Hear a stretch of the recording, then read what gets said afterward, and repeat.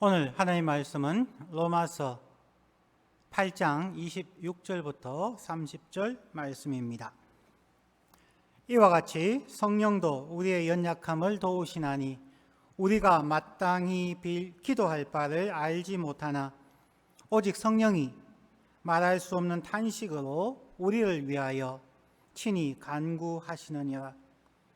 마음을 살피시는 이가 성령의 생각을 아시나니 이는 성령이 하나님의 뜻대로 성도를 위하여 간구하심이니라.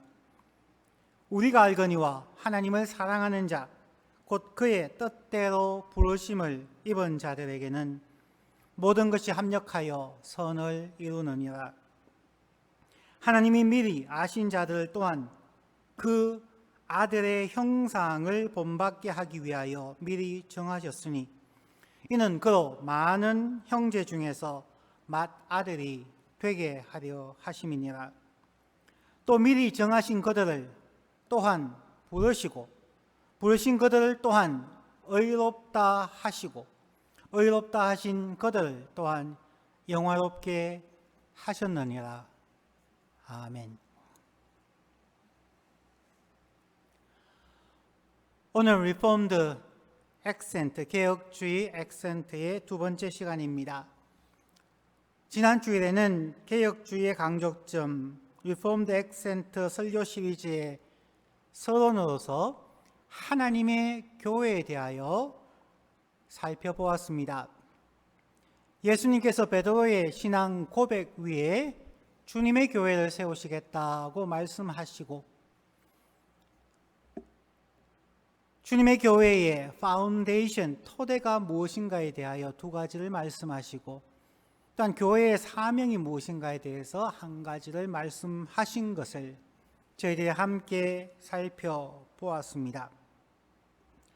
오늘은 리폼드 액센트의 세 가지 중요한 단어들, 즉 하나님의 주권, sovereignty of God, 두 번째 언약, covenant, 세 번째 하나님의 나라, Kingdom of God, 이 세 가지 중에서 첫 번째인 하나님의 주권에 대하여 오늘 살펴보겠습니다.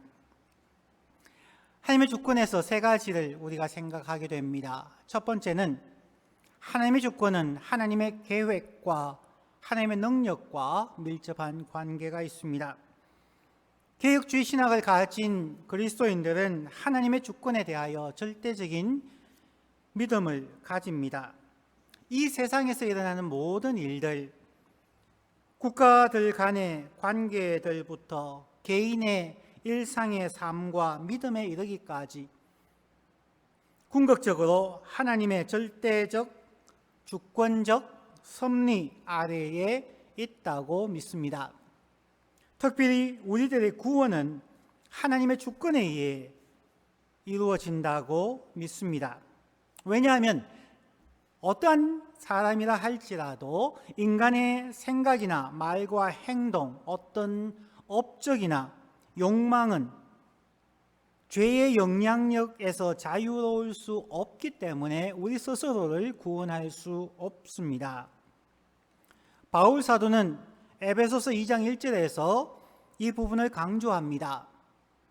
그는, 즉 예수 그리스도는 허물과 죄로 죽었던 우리를 살리셨도다.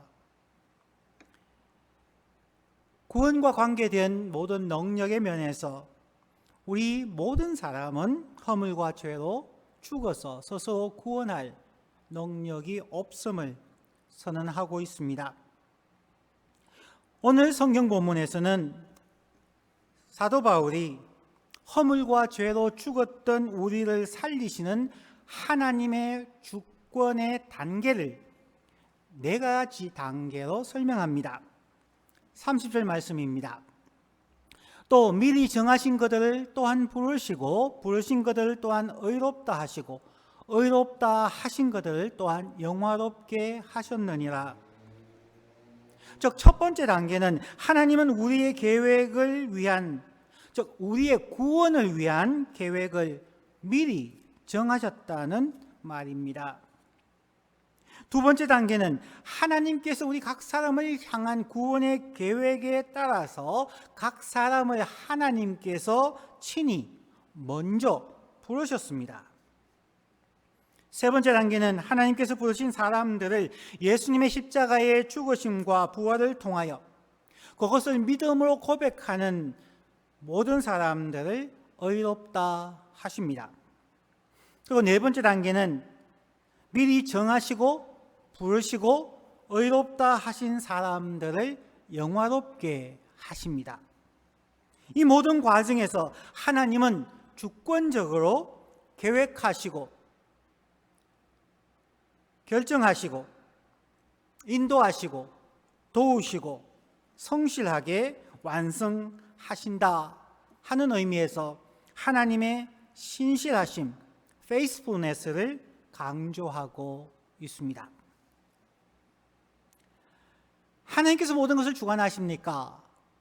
이 부분에 대해서 그리스도인들 사이에서도 고민하는 문제들에 대하여 아주 간략하게 요약하여 정리해 보고자 합니다. 편의상 이렇게 나누었지만 하나님의 주권을 강조하는 캘빈주의 그리스도인들과 인간의 자유의지를 조금 더 강조하는 알미니안주의 그리스도인들이 상반된 것이 아닙니다. 모든 그리스도인들은 이러한 각 신학의 장점들을 최대한 많이 이해하고 수용하되 또한 그것을 삶에 실천하지만 각 신학적 기조에서 단점이 될 수 있는 부분은 줄여나가는 것이 중요하다 하겠습니다. 오늘 한정된 설교 시간상 단순하게 이렇게 생각해 보겠습니다. 현재를 기준으로 과거를 회상하여 되돌아볼 때에는 하나님의 예정을 조금 더 강조합니다. 바울 사도가 하나님의 예정을 말하는 부분은 대부분 하나님께서 그의 삶을 어떻게 과거에서부터 현재의 모습까지 이끌어 오셨는가에 대한 신앙 고백이요 감사의 표현이었습니다. 내가 모태 중에 잉태되기 전에, 하나님께서 천지를 창조하기 전에 하나님께서 나를 택정하시고 나의 나된 현재의 모습까지 이끌어 오신 것은 하나님의 절대적인 주권이었습니다. 하나님께서 미리 예정하시고 부르시고 의롭다 하시고 영화롭게 하신 과정입니다 라는 고백에서 바울 사도는 하나님의 예정을 강조하고 있습니다.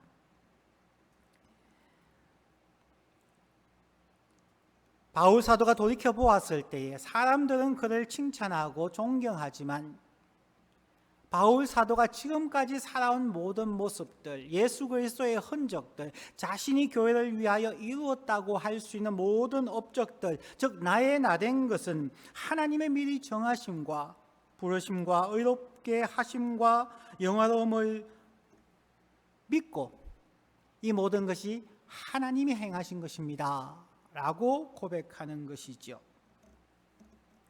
우리의 모든 순종과 노력을 인정하되 하나님의 선하신 예정하심과 인도하심과 능력 주심을 먼저 인정하고 감사함으로 지난 날들을 되돌아보는 것입니다. 그러나 현재에서 미래를 향하여 바라볼 때에는 우리가 하나님의 계획을 잘 알지 못하기 때문에 우리가 기도하며 계획을 세우고 열정과 헌신과 책임감을 가지고 최선을 다해 노력하며 살아야 한다고 생각을 합니다. 혹시 우리 가운데 이러한 제안이나 유혹을 받는 경우도 있지요. 오늘도 하나님께서 모든 것을 정하여 놓으셨으니까 하나님의 뜻을 알기 위하여 기도하고 하나님의 계시나 하나님의 특별한 나타나심을 추구하여서 기도하는 분들이 많이 있습니다. 그것도 가능한 부분이지만 그런 경우는 극소수에 불과합니다.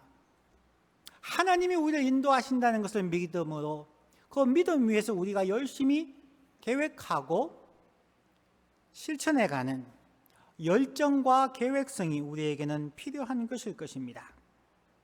만약 단순하게 사람들이 모든 것은 하나님의 주권하에 있기에 하나님이 예정하셨으면 내가 전도하지 않아도 결국 예수님을 믿고 구원을 얻을 거야. 내가 구태여 전도하지 않아도 된다. 노력하지 않아도 하나님의 뜻은 이루어진다. 라고 생각하며 미래에 대한 계획과 순종의 열심을 내지 않을 수 있는 허점이 생길 수 있습니다. 혹은 나의 과거의 실패와 고난도 하나님의 주권이다, 하나님의 예정이다 라고 얘기하며 하나님께 책임을 전가하는 경우도 있을 수 있습니다. 켈빈주의의 장점은 하나님께서 이루시고 인도하심에 대한 감사이며 하나님을 의지하고 주어진 일을 인도하시는 하나님 안에서의 자신감, 확신, 그리고 감사와 우리 자신에 대한 겸손으로 이어질 수 있는 장점이 있습니다. 반면 단점은 일의 성과가 어떻게 될지에 대하여 책임을 지기보다는 무책임하거나 게으름에 빠질 가능성도 있다는 것입니다. 반면 알미니안주의, 자유의지를 강조하는 알미니안주의의 장점은 하나님의 말씀에 대한 열정, 순종, 그리고 하나님의 영광을 위한 그들의 계획성과 철저한 헌신의 모습들입니다. 반면 단점은 일의 성과가 없을 때 자신감의 결여 혹은 확신의 부족, 죄책감 혹은 두려움이 있을 수 있다는 것입니다. 켈빈주의나 알미니안주의나 다 성경에 근거하고 있습니다. 그러므로 서로의 장점을 더 잘 이해하고 살려나가며 단점을 보완해 나가는 것이 우리의 자세이고 거기에서 하나님의 지혜가 필요하다는 것입니다.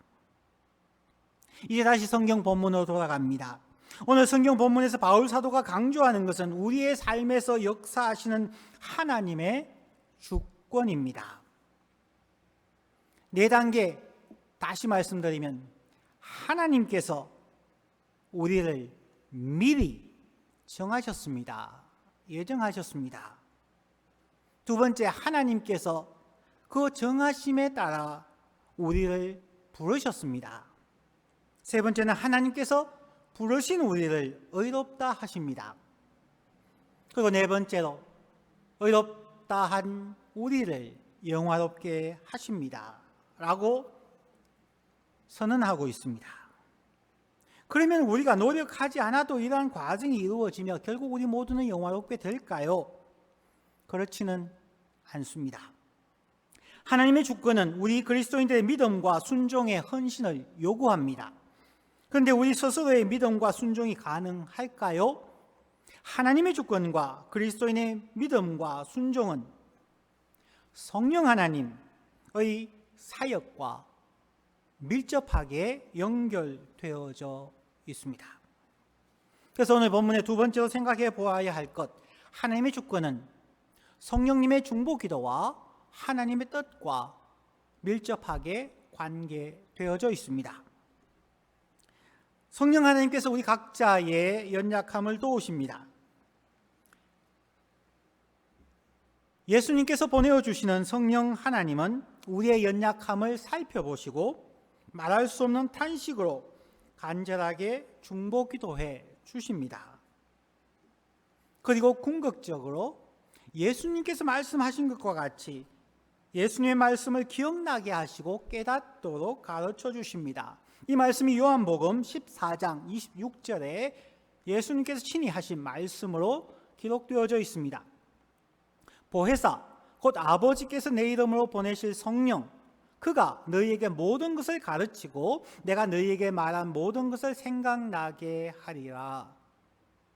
두 가지를 말씀하시는데 한글 성경은 두 가지가 분리되어져 있는 것 같습니다. 그러나 화면에 보시는 것처럼 영어 성경의 NIV 성경은 이렇습니다. But the advocate, the Holy Spirit, whom the Father will send in my name, will teach you all things and will remind you of everything I have said to you. 한글 성경을 보면은 마치 성령님께서 우리에게 모든 것을 가르치는 것과 또한 예수님께서 우리에게 말씀하신 것을 생각나게 하는 것이 분리된 두 가지처럼 보일 수 있습니다. 그러나 원어적인 성경에서는 예수님께서 우리에게 말씀하신 이 모든 것을 우리에게 가르쳐 주시고 또한 이 모든 것이 생각나게 해 주신다는 부분입니다. 마치 모든 것을 가르치는 것과 생각나게 하는 것이 분리되어졌을 때는 신비주의적으로 마치 성령님께서 성경에 없는 이야기도 우리에게 마치 모든 것을 가르쳐 주는 것처럼 오해하실 수가 있습니다. 좀 심각한 말로 마치 점쟁이처럼 마치 현실에 우리에게 어떤 일이 일어날 것에 대한 것도 모든 것을 가르쳐 주신다라고 생각할 수 있는 오해의 소지가 한글 성경 번역에 있습니다. 그러나 모든 것을 가르치신다는 것은 이미 예수 그리스도께서 우리에게 말씀하신 그 모든 것을 가르쳐 주시고 또한 생각나게 해 주신다 하는 것이 원어적인 성경의 의미임을 꼭 기억하면 좋겠습니다. 하나님의 주권을 말씀하시면서 오늘 본문 26절과 27절에는 4번에 걸쳐서 성령이라는 단어가 나옵니다. 즉 하나님의 주권은 성령과 밀접하게 관계되어져 있다는 것을 보여주죠. 26절 이와 같이 성령도 우리 연약함을 도우시나니 우리는 마땅히 기도할 바를 알지 못하나 오직 성령이 말할 수 없는 탄식으로 우리를 위하여 친히 간구하시느니라. 27절 마음을 살피시는 이가 성령의 생각을 아시나니 이는 성령이 하나님의 뜻대로 성도를 위하여 간구하심이니라. 성령 하나님의 우선 사역은 신비로운 현상을 보여주시거나 기적이 일어나게 하는 것보다는 그리스도인들에게 예수님이 가르쳐 주신 말씀과 하나님의 뜻을 깨닫고 그 뜻을 이해하고 생각남으로 순종해 나갈 수 있도록 가르치고 위로해 주시는 사역입니다. 26절에서는 성령 하나님이 말할 수 없는 탄식으로 간구하심을, 즉 중보기도 해주심을 강조합니다. 대부분의 그리스도인들이 이 성경 구절을 좋아하고 암송하기도 합니다. 이제 우리 모두에게 질문합니다. 성령은 구체적으로 어떤 기도 제목으로 우리를 위하여 친히 간구하시며 중보기도 하실까요?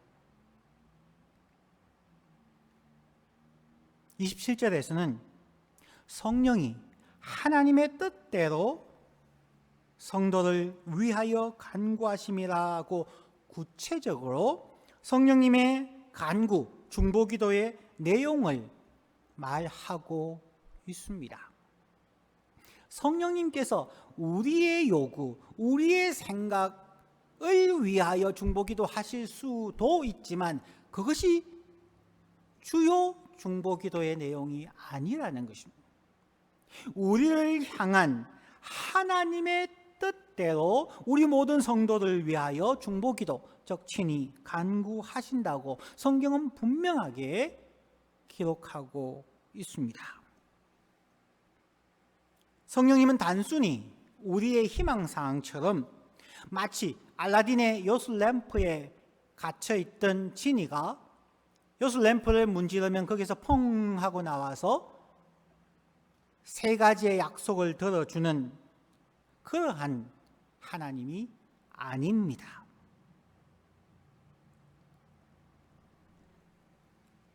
우리는 성령님께서 우리에게 건강과 재물의 축복, 소위 미국에서 Health and Wealth Gospel이라고 하는 그런 축복을 주시기 위하여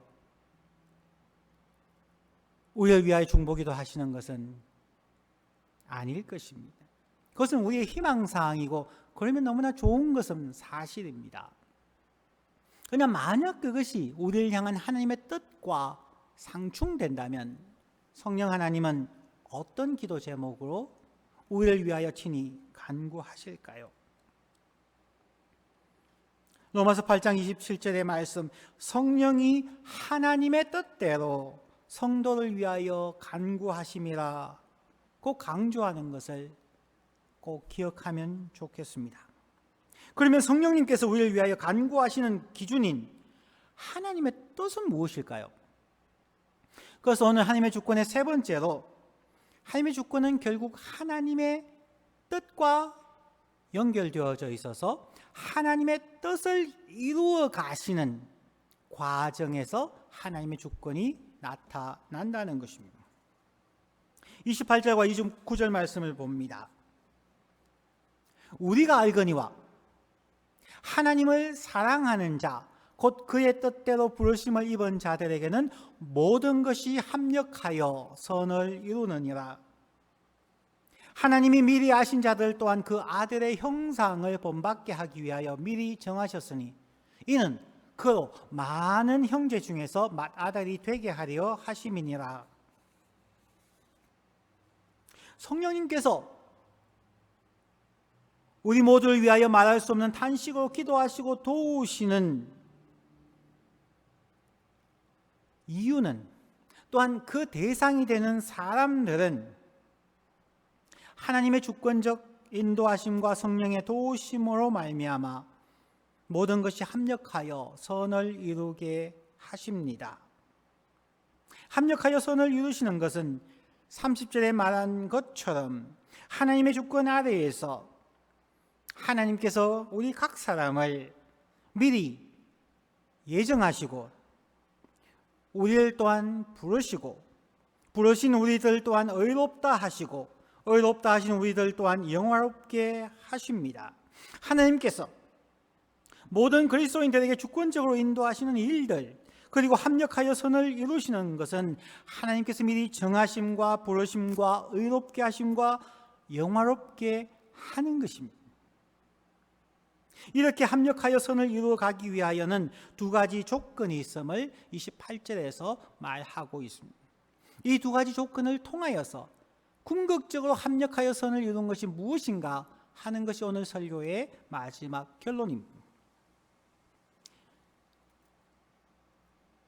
28절에 나오는 합력하여 선을 이루기 위한 첫 번째 조건은 하나님을 사랑하는 자입니다. 우리가 간단하게 생각해 보십시다.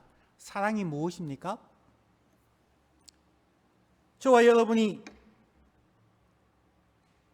부모님들이나 자녀들을 사랑하십니까?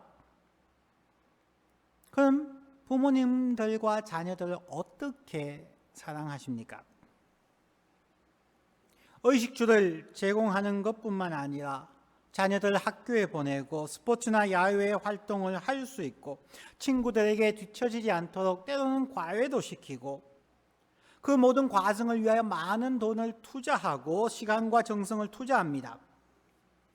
사랑에는 오랜 시간 동안의 인내와 희생과 헌신이 반드시 필요합니다. 고린도전서 13장에 나오는 것처럼 사랑은 오래 참는 것입니다. 사랑은 온유한 마음으로 말과 행동을 조심하는 것입니다. 사랑은 자기의 유익을 위하여 상대방을 이용하거나 비난하지 않는 것입니다.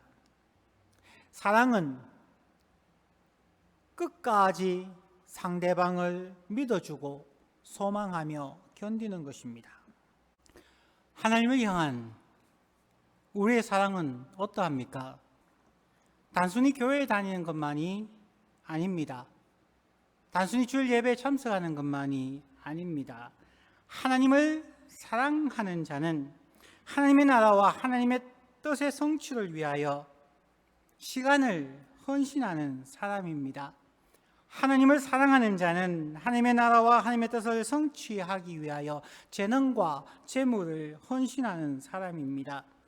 하나님을 사랑하는 자는 하나님의 나라와 하나님의 뜻을 성취하기 위하여 인내하며 다른 사람을 헐뜯거나 가십하지 아니하며 끝까지 믿어주고 소망하며 견디는 사람입니다. 하나님께서 우리의 삶의 모든 것을 합력하여 선을 이루어 주시기를 기대하는 마음이라면 우리는 먼저 하나님을 사랑하는 자가 되어야 합니다. 하나님을 사랑하는 자가 되기 위하여 날마다 하나님과 예수님과 성령님과 함께하는 시간을 늘려가며 더 많은 시간 함께하며 소통하는 삶을, 즉 신앙의 삶을 노력하는 사람이어야 합니다. 날마다의 삶에서 우리의 삶의 우선순위를 점검하라는 것입니다. 우리의 시간의 우선순위, 우리의 물질의 우선순위, 우리의 재능의 사용의 우선순위 등 삶의 우선순위를 어떻게 하느냐가 하나님을 사랑하는 자의 기본 자세가 될 것입니다. 자, 이제 합력하여 선을 이루기 위한 두 번째 조건은 하나님의 뜻대로 부르심을 입은 자입니다. 하나님의 뜻을 따라서 부르심을 입은 자, 혹은 하나님의 목적에 따라 부르심을 입은 자입니다. 그러면 여기서 질문해 보아야 합니다. 우리를 부르시고 우리를 하나님의 뜻으로 인도해 가시는 그 하나님의 목적은, 하나님의 뜻은 무엇입니까? 많은 사람들이 하나님의 뜻이 무엇이냐고 질문하는 분들이 많이 있습니다. 우리의 구원에 있어서의 하나님의 뜻이 무엇입니까? 라고 질문하는 것이 합당한 것일 겁니다. 단순히 우리가 어떤 직업을 가지느냐, 어느 곳으로 이사를 가느냐, 어떤 일에 대해서 하나님의 뜻을 찾으려고 하기 이전에 하나님의 주권이 우리를 미리 정하시고 부르시고 의롭다 하시고 영화롭게 하려는 그 목적이 무엇입니까? 물어보아야 할 것입니다. 생각하고 묵상하고 고민해 보아야 할 것입니다. 단순히 예수 믿고 천국 가는 것만일까요? 오늘 본문이 강조하며 우리가 꼭 기억해야 할 우리를 향한 하나님의 뜻과 목적은 29절에 나옵니다. 하나님이 미리 아신 자들을 또한 그 아들의 형상을 본받게 하기 위하여 미리 정하셨으니 이는 그로 많은 형제 중에서 맏아들이 되게 하려 하심이니라. 하나님이 미리 아신 자들, 즉 미리 정하시고 부르시고 의롭다 하시고 영업게 하시는 자들은 가장 중요한 한 가지 하나님의 목적에 따라 부르셨다는 것입니다.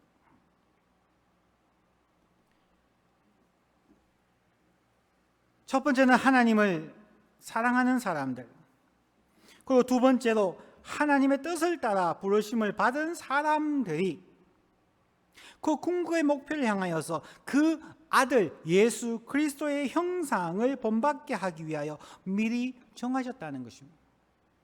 하나님의 형상, 혹은 우리의 쉬운 말로 예수 그리스도의 성품과 삶을 본받게 하기 위하여 우리를 미리 정하셨다는 것입니다. 우리 모두를 향한 하나님의 뜻 혹은 계획에서 가장 중요한 것은 단 한 가지입니다. 그 아들 예수 그리스도의 성품, 하나님의 형상을 본받게 하기 위함입니다. 이렇게 하나님의 아들의 형상을 본받기 원하는 모든 사람들에게는 하나님께서 미리 정하시고 부르시고 의롭게 하시고 영화롭게 하시는 이 모든 과정을 통하여서 때로는 성공과 실패와 아픔과 고통과 눈물이 있겠지만 그 모든 일상의 삶 속에서 모든 것이 합력하여 예수 그리스도의 형상을 본받는 그 선을 이루신다는 말씀입니다. 교회를 평생 다녔다 할지라도, 기도 열심히 하고 성령 충만하였다 할지라도, 성령의 은사를 많이 받았다 할지라도, 혹은 교회 봉사와 선교와 전도 그리고 목회를 많이 하였다 할지라도 아들을 본받지 못하면, 예수 그리스도의 성품과 하나님의 형상을 본받지 않으면 그 사람은 하나님의 뜻을 잘못 이해하고 있는 것입니다. 하나님의 구원에 대해서, 하나님의 정하시고 부르시고 의롭다 하시고 영화롭게 하시는 그 뜻을 이해하지 못하는 사람이라 하겠습니다. 저는 이렇게 확신합니다.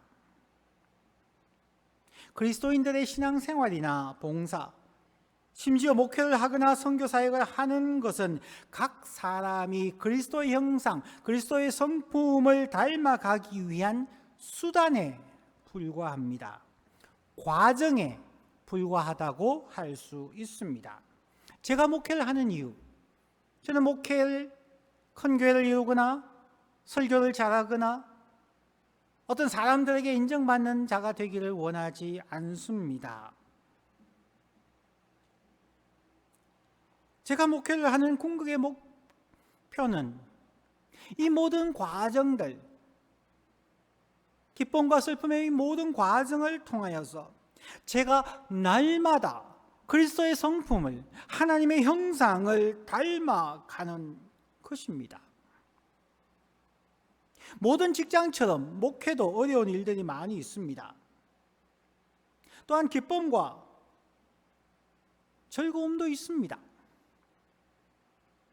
이러한 모든 기쁨과 슬픔, 좌절과 고통, 성취, 이 모든 과정은 우리의 훈장이나 우리의 업적이 아니라 이 모든 과정을 통하여 하나님의 마음을 알고 저의 상태를 알고 사람들의 세상의 상황을 이해해 가면서 하나님의 마음을, 그리스도의 성품을 닮아가는 과정이라는 것입니다. 예수 그리스도의 형상을 묵상하고 닮아가는 것이 바로 하나님께서 저를 미리 정하시고 부르시고 의롭다 하시고 영화롭게 하시는 하나님의 뜻이라고 확신합니다. 지금은 이민교회 목회를 하는 것이 하나님이 보시기에 저의 성격이 점진적으로 변화되어지고 다양한 환경과 사람들에 대한 사랑과 이해의 폭을 넓혀주시고 주위 사람들을 불쌍히 여기시는 예수님의 컴패션을 닮아가는 훈련의 과정이라고 확신합니다. 이 목회의 과정이 제가 그리스도를 본받아 가는데 도움이 되지 않는 시점이 된다면 하나님은 언제라도 저에게 다른 직업의 소명을 주실 것이고 이직하게 하실 것입니다. 그때는 언제나 주님께서 인도하시는 대로 다른 직업으로 옮겨갈 준비를 이미 목회를 시작하는 그날부터 아내와 함께 대화하고 준비하고 있습니다. 성도 여러분, 여러분들의 삶에서도 이러한 과정은 동일하게 적용되어질 것입니다. 기독교 신앙은 일생 동안 어떤 직업을 가지든지 어느 지역에 살든지 어떤 조건에서든지 오직 하나의 궁극적인 목표인 그리스도의 형상을 닮아가는 과정입니다. 여러분이 계시는 그 자리, 가정, 직장, 학교, 사회 등에서 여러 가지 어려운 일들과 기쁨의 일들을 통하여 하나님께서 합력하여 선을 이루어 가심으로 여러분들도 그리스도 예수의 형상을 닮아가게 하실 것입니다. 그 일을 성령 하나님께서 우리를 위하여 친히 말할 수 없는 탄식으로 간구하시며 중보하시며 동행하시며 인도해 주실 것입니다. 성경을 안다고, 교회에서 봉사한다고 그 자리에 안주하며 머물러 있지 마십시다. 하나님의 나라를 위하여 무엇인가를 성취했다고 만족하며 자랑하지 마십시다. 우리는 일생 동안 달려가야 할 표대가 있습니다. 그 표대는 고린도전서 11장 1절의 바울의 고백처럼 내가 그리스도를 본받는 자 된 것 같이 너희는 나를 본받는 자가 되라입니다. 바울 사도의 표대는 예수 그리스도를 본받는 것이었습니다. 바울 사도의 고백과 같이 나의 나 된 것, 그리스도를 본받는 자가 된 것은 지금까지 우리와 동행하시고 우리를 인도하여 주시는 하나님의 신실하신 주권이며 은혜입니다. 하나님의 주권이 우리를 미리 정하시고 부르시고 인도하셨습니다. 그 부르심의 은혜를 인하여 하나님을 지속적으로 사랑하며 하나님의 부르심의 뜻과 목적을 날마다 기억하며 살아갈 때에 우리 모두는 합력하여 선을 이루시는 하나님의 신실하신 주권 안에서 그리스도의 형상을 닮아가게 될 것입니다. 하나님의 주권이 우리의 삶을 인도해 가실 것입니다.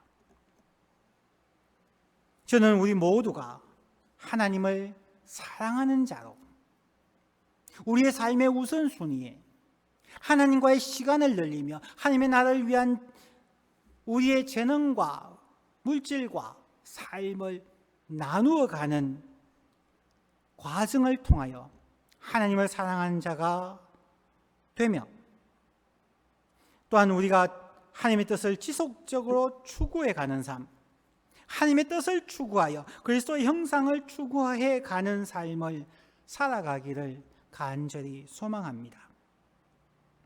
성도 여러분, 말씀을 맺습니다. 하나님께서 우리들을 미리 정하시고 부르시고 예수 그리스도로 인하여 의롭다 하시고 영화롭게 하십니다. 이러한 하나님의 주권 아래에서 우리 함께 개혁주의 성도들답게 하나님의 주권을 믿고 의지함으로 하나님을 사랑하는 자, 그리고 하나님의 뜻을 이해하고 순종하는 자로 살아가므로 그리스도의 성품을 닮아가는 성숙한 그리스도인의 축복을 체험하시기를 간절히 축원합니다. 기도하겠습니다.